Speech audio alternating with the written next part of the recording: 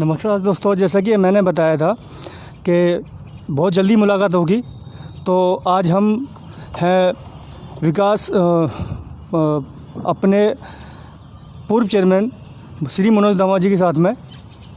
और मनोज धामा जी विकास पुरुष कहे जाने वाले लोनी के जनप्रिय नेता और पूर्व चेयरमैन भी रह चुके हैं और मौजूदा चेयरमैन नगर पालिका के पति भी हैं। और इसी के साथ साथ मनोज धामा राजनीति में, लोनी की राजनीति में कहीं ना कहीं चर्चा में रहते हैं।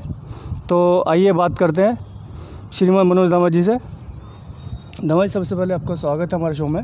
जी नमस्कार सभी मित्रों को और आपके सिटी अपडेट। धामा जी, सबसे पहले आप ये बताएं कि आपकी राजनीतिक जो उदय हुआ कब और किन परिस्थिति में हुआ, शुरू से बताएं। देखिए, मैं जब दिल्ली यूनिवर्सिटी में सामलाल कॉलेज में पढ़ता था तो मैं स्पोर्ट्स का खिलाड़ी रहा, हॉकी खेलता था। उन्हीं दिनों मैंने छात्र संघ का चुनाव लड़ा था और विद्यार्थी परिषद से जुड़ा, अखिल भारतीय विद्यार्थी परिषद से जुड़ा हुआ था। तो मैंने वहाँ मेरे राजनीतिक जीवन की शुरुआत 1995 में हुई और मैं वहाँ चुनाव लड़ा और छात्र संघ में रहा। तो जब से समाज सेवा और लोगों के अच्छे के लिए हमेशा काम करने का प्रयास किया। कहीं भी अगर किसी का शोषण हो रहा है, अत्याचार हो रहा है, तो निश्चित रूप से उन लोगों की आवाज़ को बुलंद करने का काम किया। तो वहीं से मेरे राजनीतिक जीवन की शुरुआत हुई। अगर कहा जाए कि अगर मनोज धामा नेता राजनेता ना होते तो क्या होते? मैं एक अच्छा खिलाड़ी होता और निश्चित रूप से मेरे जीवन का एक बड़ा उलटफेर हुआ है राजनीति में आने से। मैंने कभी जीवन में नहीं सोचा था कि मैं इस फील्ड में आऊँगा। और समाज सेवा की भावना तो हमेशा से रही है, लेकिन कभी सोचा नहीं था कि भाई राजनीति में आके और इस तरह एकदम बिल्कुल सक्रियता रहेगी और 24 घंटे लोगों के बीच में, जनता के बीच में, उनकी समस्याओं को, उनके दुख सुख में हमेशा खड़ा रहूँगा। तो ये एक 1995 में जब मैं चुनाव लड़ा, जैसे मैंने बताया, तो वो एक बड़ा उलटफेर उस टाइम हुआ। जैसा कि लोनी नगर पालिका में खुद आप चेयरमैन रह चुके हैं और चेयरमैन के तौर पर आपने लोनी के विकास में क्या सपने देखे थे और उन सपनों को कहाँ तक वो साकार हो पाए हैं, तो इसके बारे में कुछ बताएं। जब यहाँ मैं लोनी की राजनीति की शुरुआत की थी तो बहुत एकदम ये कहें कि यहाँ विकास के नाम पे कुछ था ही नहीं। और जब हम कॉलेज में से घर की तरफ चलते थे और बरसात का मौसम हो जाता था तो सोचते थे कि आज कैसे घर पहुँचेंगे। लेकिन एक लड़कपन था उस टाइम पे, तो जैसे भी अपने घर तक पहुँच जाते थे। विकास के नाम पे ना कोई सड़क थी, ना कोई अन्य सुविधा थी। जब मैं यहाँ आया चुनाव जीतने के बाद में, तो चुनाव जीतने के बाद में मेरा सिर्फ एक ही मकसद था कि लोनी में वो करके दिखाना है कि शायद जो आने वाले समय में लोग याद करें। और हमने वो किया भी है। मैंने एक नारा दिया था अपने चुनाव में कि 5 साल बनाम 25 साल। और 5 साल में हम लोगों ने, हम नहीं कहते, ये लोनी की आवाम, लोनी की जनता बताएगी कि मनोज धामा के कार्यकाल में जब मैं नगर पालिका अध्यक्ष था तो उस समय पर जो काम हुए हैं और उससे पहले के ले लीजिए, वर्तमान में जो भी स्थिति परिस्थिति है, तो सही कहीं ना कहीं जो हमारा कार्यकाल रहा वो सुनहरे अक्षरों में लिखा जाएगा, इतिहास के पन्नों में ज़रूर लिखा जाएगा कि लोनी में आज कई वार्ड ऐसे हैं कि जिनकी हालत बहुत बेहतर है और उनके इंटरनल जो रास्ते हैं, अंदर के जो रास्ते हैं, वो सारे बन चुके हैं। मनोज धामा जी, अगर कहा जाए कि आप खुद भाजपा नेता हैं और लोनी की अगर बात करें तो लोनी में भाजपा ही भाजपा दिखाई दे रही, विपक्ष कहीं भी नहीं है, तो आप एक क्षेत्रवासी होने के तौर पर इसे किस तरह से देखें? ये सौभाग्य है हमारा, सब लोगों की मेहनत है और सभी के प्रयास से, और यहाँ की जनता का धन्यवाद करना चाहते हैं कि ऊपर से लेके जितने भी जनप्रतिनिधि हैं वो सब भारतीय जनता पार्टी के हैं। लोनी में अभी, लोनी क्षेत्र में अभी किस तरह का विकास होना बाकी है, जो कि आप एक आम जन होने के नाते जो बहुत ज़रूरी समझते हैं? 2 चीज़ों पे मेरा फोकस रहेगा। एक यहाँ स्वास्थ्य को लेके, हेल्थ को लेके, और दूसरा एजुकेशन को लेके। क्योंकि जिस तरह का कोरोना का हमने ये दौर देखा है और वैश्विक महामारी से पूरा देश आज पीड़ित है और कहीं ना कहीं पूरा भारत भी पीड़ित है, तो उसमें सबसे ज़रूरी अगर चीज़ें निकल के आई हैं तो हेल्थ के लिए हम बेहतर करने की ज़रूरत है। आज हमारे पास में कहीं भी ऐसी स्थिति नहीं है कि हमारे अगर 100 लोग यहाँ कोरोना से ग्रस्त हो जाएं या 50 भी हो जाएं तो उनकी व्यवस्था करने के लिए हमारे पास हॉस्पिटल्स नहीं है। तो हॉस्पिटल बने तो बड़े, कम से कम यहाँ 500 बेड के एक हॉस्पिटल की बहुत आवश्यकता है, क्योंकि बहुत बड़ी आबादी है लोनी। 20 लाख लोग, 15 लाख लोग, 15 से 20 लाख लोगों के बीच की आबादी है, तो कहीं ना कहीं यहाँ कम से कम 500 बेड का हॉस्पिटल होना चाहिए। दूसरा, एजुकेशन को लेके, शिक्षा को लेके मेरा ये मानना है कि हम एक डिग्री कॉलेज शहर के अंदर कम से कम 2 डिग्री कॉलेज होने चाहिए, जो एक लड़कियों के लिए डिग्री कॉलेज हो और एक जिसमें लड़के और लड़की दोनों पढ़ें, क्योंकि शिक्षा के लिए हमें इस क्षेत्र से अलग हटके बहुत दूर जाना पड़ता है। हम दिल्ली की तरफ देखते हैं, हम गाज़ियाबाद की तरफ देखते हैं या अन्य किसी शहर की तरफ देखते हैं, और बहुत से बच्चे तो देहरादून भी पढ़ रहे हैं, कोई गुड़गांव पढ़ रहा है, कोई ग्रेटर नोएडा पढ़ रहा है, कर रहा है, कोई BBA कर रहा है। एक ट्रेन इंस्टीट्यूट नहीं है, तो यहाँ इंस्टीट्यूट भी हैं उनको, क्योंकि बहुत बड़ा एजुकेशन हब लोनी बन सकता है, जहाँ तक मेरा मानना है। जैसे कि अगर बात करी जाए कि जनता का सवाल है कि लोनी में जो इंदिरापुरी रोड है, इंदिरापुरी नाला रोड, उस पर कहीं भी शौचालय नहीं बना हुआ है, जिसमें कि बहुत बड़ी मार्केट है उस रोड पे, और उसमें पुरुष समाज और महिला समाज दोनों ही बैठते हैं मार्केट में, तो उसको लेकर आप क्या कहेंगे? देखिए, वो एक तरह से देखा जाए बहुत कंजेस्टेड रोड है, और वहाँ कहीं भी सार्वजनिक कोई भी, ये मैं कहूँ कि कोई सरकारी ज़मीन वहाँ पर नहीं है, कोई सरकारी ज़मीन नहीं है। तो इस कारण ये, और कंजेस्टेड रोड है, बहुत भीड़ भाड़ वाला। वो जिस नाला रोड की आप बात कर रहे हैं, इंदिरापुरी से लेके, इंदिरापुरी पुलिस चौकी से लेके और वो बंतला फाटक तक जाता है, वो हमारे कार्यकाल में बनाया था। नहीं तो उसकी हालत ये हुआ करती थी कि लोग निकल नहीं सकते थे वहाँ पर, और दोनों तरफ हमने नाले बनवाए और इंटरलॉकिंग रास्ता बनवाया। अगर ऐसी कहीं भी अगर जगह उपलब्ध होती है तो ये काम हमारा नहीं है। आप मेरे से सवाल पूछ रहे हैं तो वैसे सवाल है ही नहीं कि सार्वजनिक शौचालय, मेरा काम नहीं है सार्वजनिक शौचालय। सार्वजनिक शौचालय नगर पालिका बनाए, जो जनप्रतिनिधि हैं उनका काम है। तो मेरे से सवाल ही आपका वैसे था, लेकिन फिर भी मैंने आपको बता रहा हूँ, और जनता की तरफ से आए, जनता की तरफ। देखिए, ये तो नगर पालिका की वो बताएंगे, नगर पालिका की चेयरमैन बताएंगे, नगर पालिका के सभासद बताएंगे, और ये सवाल का जवाब विधायक दें, इस सवाल का जवाब सांसद दें। मैं तो जनप्रतिनिधि नहीं हूँ, मैं तो कार्यकर्ता हूँ भाजपा का, मेरे पास कोई जिम्मेदारी नहीं है संगठन की तरफ से। तो उसका जवाब तो उन लोगों से आप लीजिए, और जनता भी उन्हीं से जवाब ले। तो लोनी में दूसरे भाजपा नेता हैं, उनसे आपके संबंध मधुर नहीं है और लगातार बिगड़ते ही जा रहे हैं, तो इस बारे में आप क्या कहें? मेरे संबंध सबसे बेहतर है, सबसे अच्छे हैं मेरे संबंध। किससे खराब हैं आप बताइए? कौन लोग हैं ऐसे जिससे आप कह रहे हैं कि मेरे संबंध खराब है? नहीं, जैसे कि नाम लीजिए आप, अगर आप पूछ रहे हैं कि संबंध मेरे खराब हैं। जैसे भाजपा नेता, जैसे भाजपा जो अपने भारतीय जनता पार्टी है, इसमें जो लोनी के जो अपने कार्यकर्ता हैं भाजपा के, उनसे कुछ कौन लोग हैं वो आप बताइए ना मुझे, मैं फिर आपको जवाब दूँगा। आपने सवाल पूछे हैं तो उसका जवाब मैं दूंगा। बताइए मेरे सबसे बेहतर संबंध, इससे मेरे संबंध खराब। कहीं ना कहीं सुनने में आता है कि कभी चर्चा में आपको ले लेते हैं कि भाई आपके ऊपर आरोप प्रत्यारोप लगते रहते हैं इस टाइप के, और नेताओं के, तो मतलब भाजपा नेता की तरफ से, तो उसके लिए ये सवाल पूछा गया था आपसे। वो भाजपा की विचारधारा के लोग नहीं हैं जो मेरे ऊपर आरोप लगाते हैं, वो किसी मानसिकता से ग्रस्त लोग हैं और उनकी मानसिकता ही दूषित है। भाजपा की विचारधारा के लोग आरोप प्रत्यारोप नहीं लगाते हैं, ये तो किसी के हाथों में खेल रहे हैं, सभी को पता है। वो आज इस दल में है, कल किसी दल में है, परसों किसी दल में है, स्थायी नहीं है वो लोग।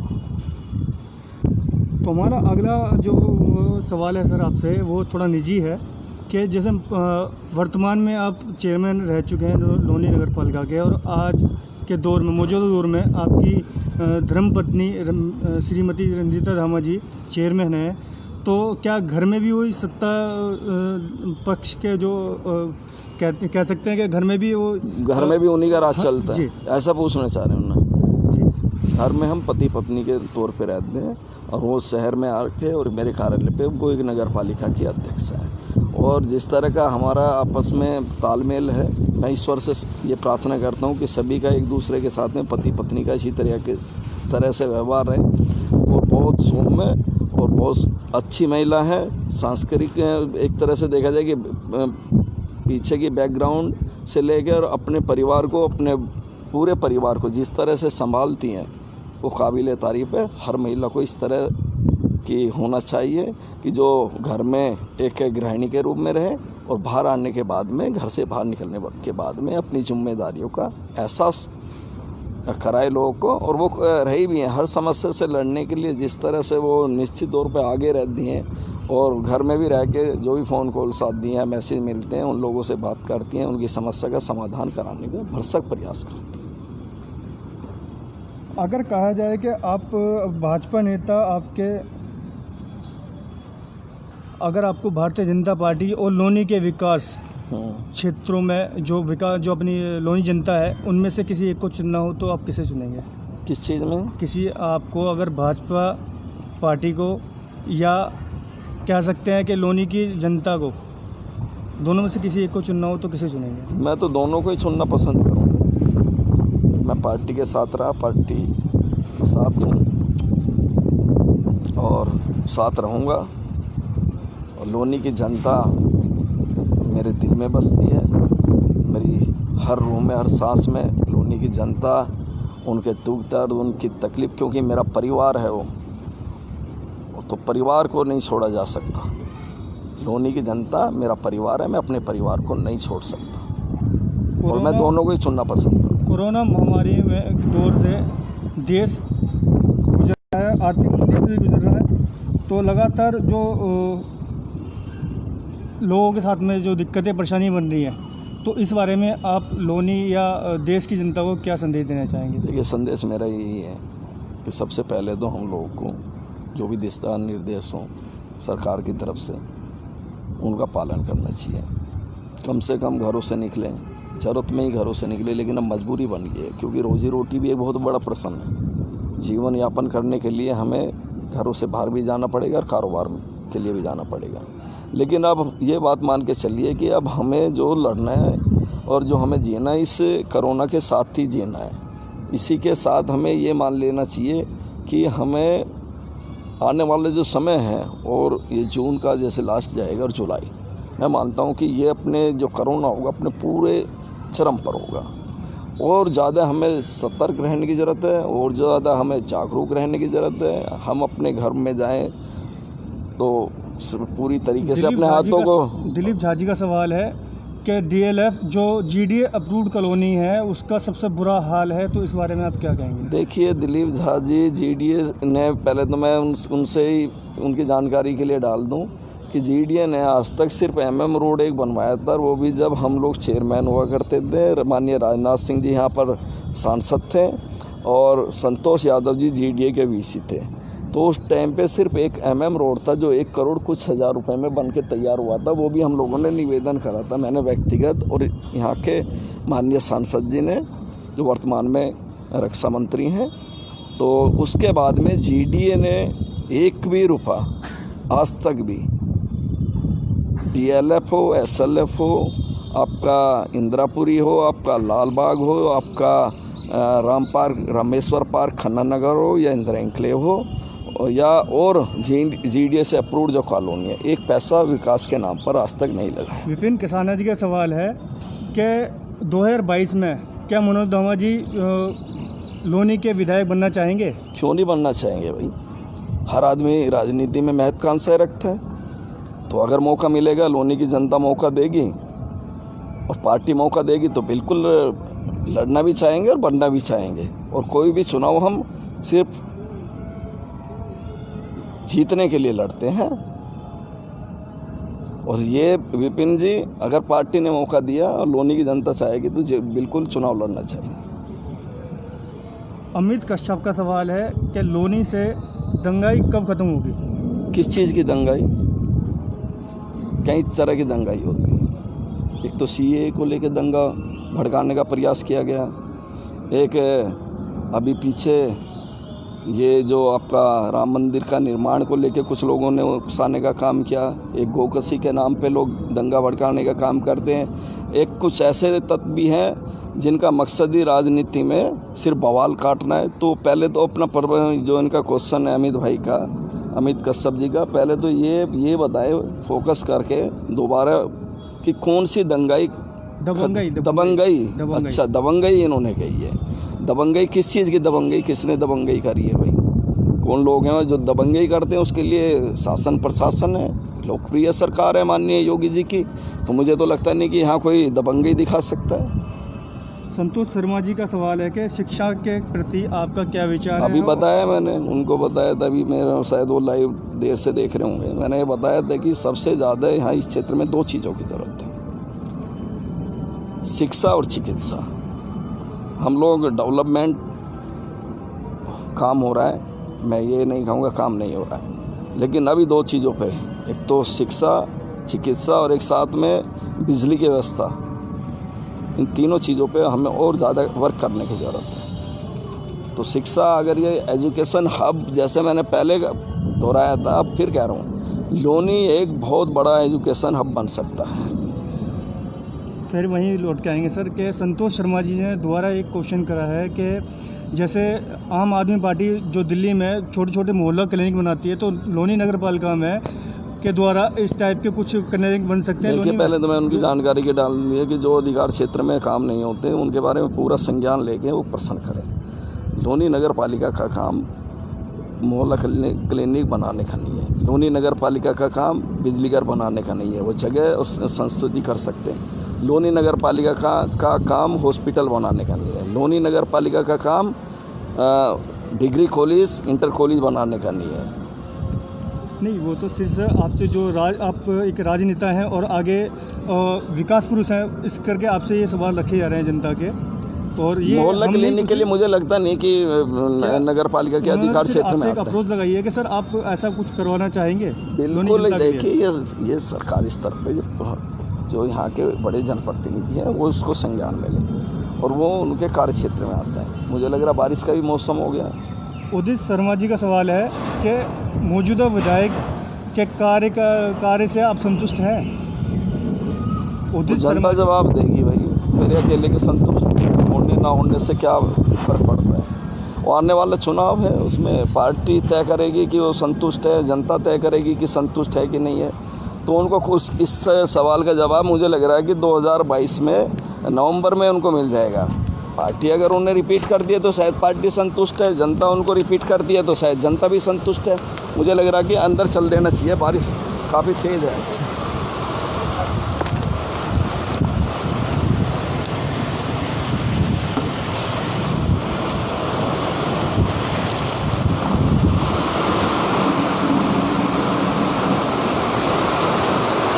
दोबारा रिपीट करो, बारिश आ गई। और मुझे एक चीज़ लग रहा है कि शायद जनता को जवाब भी मिल गया होगा।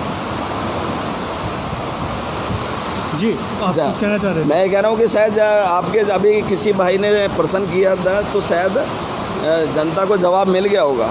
ये बारिश आ गई, बारिश और तूफान आ गया। तो मतलब कुल मिला के 2022 की पूरी तैयारी है और उस तरह से बिल्कुल तैयार है कि जिस तरह से तूफान और आंधी आई है और ये बारिश आ रही है, उस तरह से हम आगे बढ़ते जाएंगे। और कमी कितना खुशगवार मौसम हो गया, कितना अच्छा मौसम हो गया। तो अच्छे संदेश है ना, ये अच्छे संदेश है। 2022 की तैयारी का आगाज़ है ये बारिश। आप इंटरव्यू ले रहे हैं। जी का सवाल है कि शिक्षा और मेडिकल की तरफ जो नेता हैं, जो अपने लोनी के या गाजियाबाद के जो नेता हैं, ये सिर्फ इनकी बात क्यों नहीं करते, बाकी सड़कों और नालियों की बात करते हैं? जैसे कि बहुत अच्छा पर्सन है। मैं अमित भाई का धन्यवाद करना चाहता हूँ कि आप जैसे जागरूक जो लोग हैं यहाँ पर, नौजवान भाई हैं हमारे, वाकई बहुत गंभीर बात है और सोचने का विषय है कि हम लोगों को शिक्षा और चिकित्सा इन दोनों पर विशेष ध्यान देना चाहिए, क्योंकि ये आने वाला हमारा भविष्य है, इससे जुड़ा हुआ है। और इस देश में एक बार फिर साबित हो गया है कि कोरोना के टाइम पर एक बार फिर साबित कर दिया कि इस देश को किसान चलाते हैं। इस देश को किसान चलाने का काम करते हैं, किसान चलाते हैं इस देश को। इंडस्ट्री से रोटी पैदा नहीं की जा सकती, इंडस्ट्री से गेहूँ पैदा नहीं किया जा सकता और साधन पैदा नहीं किए जा सकते। लेकिन किसान एक ऐसा है, अगर मेरे देश का किसान अगर मजबूत हो जाएगा तो निश्चित रूप से बहुत बड़ा एक परिवर्तन इस देश के अंदर होगा। संदीप गुप्ता जी का सवाल है कि आप जब लोनी नगर पालिका के चेयरमैन बने थे तो विकास बहुत ही अच्छा हुआ था, लेकिन मौजूदा चेयरमैन और आपकी पत्नी रंजीता धामा में वो बात नहीं है, आप इस पर क्या कहेंगे? बात आप देखिए, जब मनोज धामा चेयरमैन थे तो विकास हुआ, रंजीता धामा चेयरमैन है तो विकास क्यों नहीं हुआ? इसका बड़ा कारण वो खुद ढूंढें कि कौन लोग ऐसे हैं जो काम नहीं करने देना चाहते, कौन लोग ऐसे हैं कि जो रुकावट पैदा कर रहे हैं लोनी के विकास को लेकर। तो उन्हें खुद इसमें उत्तर ढूंढने की ज़रूरत है। एस के पांडे जी का सवाल है कि लालबाग मंडी से करावल नगर रोड पे जाने के लिए एक ही मात्र रास्ता है जो कि बना नहीं है, ये उस पर कब तक काम शुरू होगा? ये टेंडर भी हम लोगों ने कराया था बहुत साल पहले, ठीक है। और इनका आपकी जानकारी में डाल दूं कि ये बलराम नगर सोपूता से होके और लालबाग सब्जी मंडी के बाहर से करावल नगर के नाले को ये कनेक्ट करता है, जिस पर पत्थर बिछ चुका है और सिर्फ डामर होना बाकी है। और उसके बराबर में नालों का टेंडर जो नगर पालिका ने किया था, कई लाख बल्कि करोड़ों की लागत से नालों का जो टेंडर किया था, जो वन विभाग की ज़मीन से सटे हुए जा रहे हैं और बिल्कुल एकदम दिल्ली के बॉर्डर को टच करेंगे, उसका किन्हीं कारणों से जल निगम को ट्रांसफ़र किया गया है। जल निगम मुझे लग रहा है कि जल्दी वो काम शुरू करे। अमित शर्मा जी का सवाल है कि भारतीय जनता पार्टी लोनी के अंदर किसी ब्राह्मण को मौका क्यों नहीं देती है? देखिए, भारतीय जनता पार्टी कभी जाति की राजनीति नहीं करती और भारतीय जनता पार्टी के कार्यकर्ता की कोई जाति नहीं होती। मौका सबको मिलना चाहिए, जो कार्यकर्ता अच्छा हो चाहे उसकी जाति कोई भी हो, सभी को मौका मिलना चाहिए। लेकिन उसकी कार्यप्रणाली, उसकी मेहनत, उसकी लगन और उसकी कार्य करने की इच्छा शक्ति, ये सब चीज़ें मायने रखती हैं कि पार्टी क्या निर्णय करती है वो पार्टी हाईकमान जानता है। धामा जी, एक सवाल आया था कि पंकज जी हैं अपने DLF से, तो उन्होंने एक सवाल करा था कि हर जगह नाली खरंजे या गलियों की बात होती है, एक अपनी जो लोनी पाइपलाइन रोड है इस पर लाखों कॉलोनी वासी निकलते हैं, खावड़िया निकलते हैं और इस पर किसी नेता ने ध्यान नहीं दिया। नहीं, बिल्कुल मैं आपकी जानकारी के लिए डाल दूं कि ये पहले तो दिल्ली जल बोर्ड का रोड है। ये जो रोड है, जो पाइपलाइन जा रही है, वो दिल्ली जल बोर्ड के, उसको रिपेयर करने का काम दिल्ली जल बोर्ड के अधीन जो उत्तर प्रदेश की जल निगम की इकाइयाँ हैं, वो मैं उसको मेंटेनेंस करने के लिए अभी हमने एक टेंडर किया था 1 करोड़ कुछ लाख रुपए का, और जिसकी NOC नगर पालिका ने मांगी लोनी बॉर्डर से लेके और आपका बंद फाटक तक, और हमें NOC देने से नगर पालिका को मना कर दिया गया, जिसका लेटर भी मेरे पास रखा हुआ है।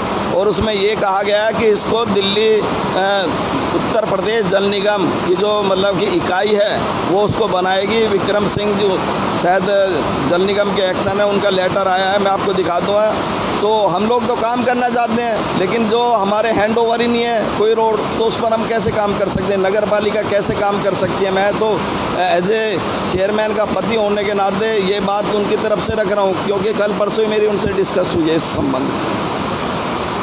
जैसे अगर हम लोग बात करें, जैसे कि आपने जो आपके द्वारा या मौजूदा चेयरमैन के द्वारा अभी जैसे शमशान घाटों में जो कार्य चल रहा है या और जो कार्य चल रहे हैं, तो इसके बारे में कुछ बताएं। देखिए, मैं ये बताना चाह रहा हूँ आपको, सबसे पहले बलराम नगर जो शमशान घाट है, उस पर लगभग 50 लाख के आसपास हम लोगों ने स्वीकृत कराया था और वो काम पूर्ण हो चुका है। उसके बाद में रामलीला कमेटी ने कुछ पैसे, मुझे लग रहा कि वो कह रहे थे कि हम कुछ पैसे इसमें देंगे, तो उन लोगों ने भी काम कराया है। उसके बाद में दूसरा संगम विहार शमशान घाट का काम चल रहा है। धामा जी का सवाल है कि मनोज धामा जी, आप कितने घंटे काम करते हैं?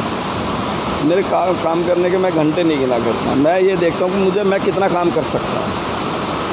मैं घंटे नहीं गिनता, मैं ये देखता हूँ कि मैं काम कितना कर सकता हूँ। जनता के लिए कितना टाइम मिल सकता है कुल मिला के? जितना ज़रूरत होगी, मैं 24 घंटे भी अगर ज़रूरत पड़ेगी तो मैं 24 घंटे भी लोगों को देता हूँ। मुझे लगता है कि मैं 6 घंटे में, मैं 12 घंटे में मेरा काम निपट जाएगा, और तो मैं 12 घंटे भी देता हूँ। मैं ये नहीं कहता कि मैं 2 घंटे सोता हूँ, 4 घंटे सोता हूँ, लेकिन जितना ज़रूरत होती है जनता को और जितना मैं कर सकता हूँ, मेरी क्षमता है, उतना मैं समय देने के लिए तैयार हूँ और देता भी। भगवान शर्मा जी पूछ रहे हैं कि आपके जो इष्ट देव हैं वो कौन है, और आप ज़्यादातर किन्हें मानते हैं? अपने मैं गुरु को भगवान मानते हैं? सूर्य की आराधना करता हूँ, और मेरे इष्ट देव वही हैं, तो उन्हीं को मैं पूछता हूँ, मानता हूँ कि। और वैसे तो मैं सभी देवी देवताओं में विश्वास रखने वाला व्यक्ति हूँ, लेकिन मैं भगवान सूर्य की आराधना करता हूँ, पूजा करता हूँ। जो कोरोना महामारी से जो आर्थिक मंदी आई है, जो मजदूर तबके लोग हैं वो तो सभी चर्चा में है, लेकिन जो मध्यम वर्ग के लोग हैं, आप उनके लिए क्या संदेश देना चाहेंगे? मध्यवर्गीय लोगों के लिए देखिए, कोरोना से तो मैं मानता हूँ कि पूरा विश्व आर्थिक मंदी के दौर से गुजरेगा, और मजदूरों को जो स्थिति बिगड़ी है उसके लिए कोई दोषी नहीं है। एक प्राकृतिक आपदा थी और एक वैश्विक महामारी थी, जिसके चलते ये सारा हालात जो हुए हैं, बहुत से लोग की जाने गई हैं। मैं तो भगवान से उनकी आत्मा की शांति की दुआ करूँगा, और भगवान जहाँ भी रहे वो हों, उन्हें अपने श्री चरणों में स्थान दे। लेकिन बहुत बड़ा नुकसान हुआ है, और इससे उभरने में काफ़ी समय लगेगा। लेकिन मध्यवर्गीय परिवारों से मैं यही कहना चाहूँगा, अगर अब भी लगता है कि कोई परिवार ऐसा है जो गरीब परिवार है, जिनको आपकी मदद की ज़रूरत है, अगर आपकी आर्थिक स्थिति ठीक ठाक है और आपको लगता है कि मेरे पास में 1 साल तक मुझे किसी के आगे हाथ फैलाने की ज़रूरत नहीं है, तो आप ऐसे 1-2 परिवारों को अगर आप चिन्हित कर लेंगे तो मुझे लगता है कि बहुत बड़ा काम होगा, और आप भी पुण्य के भागी होंगे। तो इनसे मैं यही अपील करना चाहूँगा अपने सभी मिडिल क्लास फैमिली से, और ख़ास तौर पे जो बड़े परिवार हैं जो ठीक ठाक हैं, तो वो ऐसे लोगों की मदद करें। जब तक होता है कि जब तक पूरा एकदम सुचारू रूप से गाड़ी पटरी पर नहीं। सर, चलते चलते सिर्फ एक लास्ट सवाल है हमारा, कि जब कोरोना काल में जो कोरोना वायरस के जो स्टार्टिंग हुई थी, या पहले चरण में आपने जब अपनी यहाँ पे रसोई लगाई थी, पर्सनल रसोई थी आपकी, और उसमें करीब कितने लोग खाना लेके जाते थे, और कितने लोगों को अब तक आपने भोजन पहुँचाया है? देखिए, कोई संख्या तो पर्याप्त नहीं है भैया, लेकिन मुझे लगता है कि जैसे 18 से 20 हज़ार लोगों की व्यवस्था है सभी को, और ये पूरा 62 दिन चलिए। शुरू में स्टार्टिंग 3,000 4,000 से हुई थी, वो बढ़ते फिर इतनी बढ़ गई। सर, चलते चलते लोनी की जनता को आप क्या संदेश देना चाहेंगे? लोनी की जनता से यही हाथ जोड़ के निवेदन करना चाहता हूँ, भाइयों, सच्चाई आप सब लोग जानते हैं, और किसी के बहकावे में आने की ज़रूरत नहीं है। कुछ लोग यहाँ भ्रामक प्रचार करने का प्रयास करते हैं। हमारी आपके जिस तरह का हमारी लोकप्रिय छवि है, आप लोगों के आशीर्वाद से आपने ही बनाई है, आप ही की देन है, आप ही का आशीर्वाद रहा है। तो उनके भ्रामक प्रचार में ना आके सच्चाई आप जानते हैं, सब लोग जानते हैं। समय का इंतज़ार कीजिए, और समय आने पे ज़रूर आप जवाब दें। यही मैं आपसे अपील करूँगा। आपके कुशल क्षेम की, आपके लंबे जीवन की, सभी की दुआ करूँगा। आपका स्वास्थ्य अच्छा रहे, और उसके साथ साथ में लोनी एक बार फिर मजबूत तरीके से विकास की तरफ दौड़ेगी, और जहाँ भी मेरी आपको आवश्यकता पड़े, मनोज धाम आपके लिए हमेशा तैयार है, और हमेशा तैयार था, हमेशा आपके बीच में तैयार रहेगा। जो भी दिशा निर्देश आप लोगों का मिलेगा, उसका मैं पूर्ण रूप से पालन करूँगा। यही आप लोगों के लिए। और इस कोरोना के संकट काल में आप लोग अपने अपने परिवारों का ज़रूर ख्याल रखें, क्योंकि एक एक जान बहुत कीमती है। तो जो भी दिशा निर्देश सरकार की तरफ से या माननीय जिलाधिकारी महोदय की तरफ से आए, उनका आप लोग पालन करें। यही मेरी आप लोगों से गुजारिश है। तो आप थे लोनी के युग पुरुष और जनप्रिय नेता मनोज धामा जी, और बहुत ही जल्दी एक नई मुद्दे के साथ में मुलाकात होगी। गाज़ियाबाद से मैं राहुल शर्मा, सिटी अपडेट के लिए। नमस्कार।